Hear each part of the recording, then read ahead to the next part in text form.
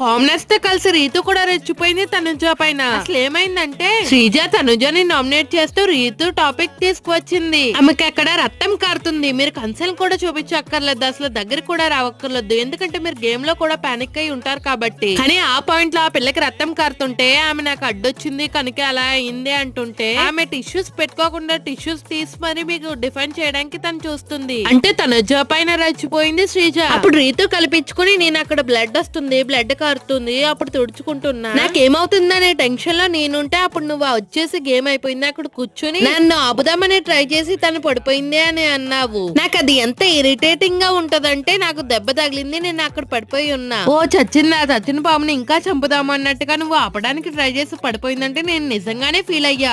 నేను ఆపడానికి ట్రై చేయలేదని అప్పుడే చెప్పాను. నేను వచ్చాక నువ్వు సారీ చెప్పాక కూడా ఓకే అన్నాను తప్ప నేను రిసీవ్ చేసుకున్నాను నాకు అర్థమైందని చెప్పలేదు. నువ్వు లోపల ఒకటి పెట్టుకునే